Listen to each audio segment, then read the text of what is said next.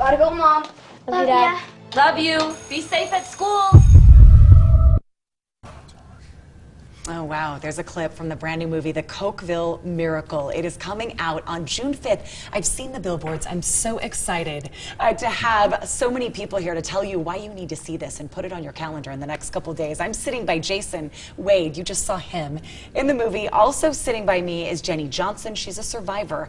And Katy Payne. And then T.C. Christensen is the filmmaker. Welcome to the show, all of you. T.C., can I start with you? This happened 29 years ago. Last week. Tell us, in that tiny town of Cokeville, Wyoming, what went down? Basically, our story involves, there's a crazed man and his wife that came into the elementary school with guns and a bomb. He got all of the kids and most of the teachers in one room, held them for over 2 hours, 154 people. Eventually the bomb went off, and then we get into what the story's really about, to me, and that is that none of the kids were injured or hurt in a severe way. None of them died. The only two that died were the two perpetrators, the crazed man and his wife. But in the days and the weeks following, the kids began to talk, and several of them would say to their parents things like, "Mom, you know why I got out of that room? There was a lady in white, and she stood by me and told me what to do and helped me be safe." These are the two of the kids that were in that room that day, Jennie and Katy. Were you friends, you two? Friends then, friends now? Yes. So many of you knew each other. This was a small town. Where were you, Jennie, when this started, when it all started happening? I was in my classroom, and the rest of the school started just coming into my classroom, and then they lined up guns along the chalkboard. And at that point, I think I realized there was something wrong. Katy, is this something that you still talk about in Cokeville 29 years later? Not really. Why not? Because there's still so much healing left to do.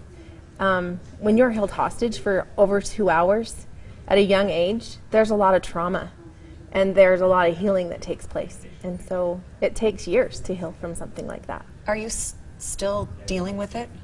Yeah. Every day. So when there's a movie done about it, is it cathartic? Is it helpful? I know you've probably been talking about it now since this is being made. It's helpful at this point. At the beginning, I didn't know what I was getting into, or I just felt overwhelmed at first. And you play a part in this film. Tell us about that. Yeah. I was able to play my guardian angel that actually helped me out of the school that day. She was my aunt, and I didn't know this for a little while after the bombing, but I pieced it together. And I was able to play a little bit of part in taking my little Jennie out of the school. That's incredible. Jason, I'm sure you talked to a lot of these survivors in researching your role. Tell everyone who you play in this film. I play Ron Hartley. He's the sheriff's investigator who is sent out to gather information about what's going on in Cokeville after this bombing. Did you identify with him? Oh, on so many levels. His struggle. I mean, if someone were to tell me, there are still parts of the story I can't wrap my brain around because my faith doesn't allow that. There's still parts of me that need to grow to understand certain concepts. But in playing that role, in talking with these children, and in researching, you start putting the pieces together, and there's just no way that you can deny something divine happened that day. And T.C., you explore that in this film, that divine intervention that all of these survivors talk about?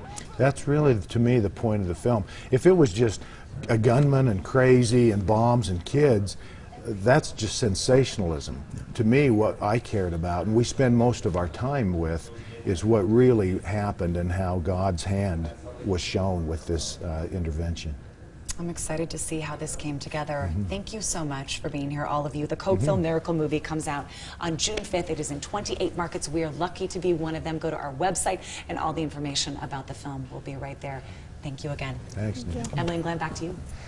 All right, thank you so much. Looks like a great film. There's much more to come today on Midday. Including a crackdown this morning in Park City. What has happened to owners who don't have their dogs on their leashes. Also coming up next on Midday, I'm talking with Utah Senator Mike Lee about the issues he's pushing in Washington, D.C. and how they affect us here at home. Stay with us.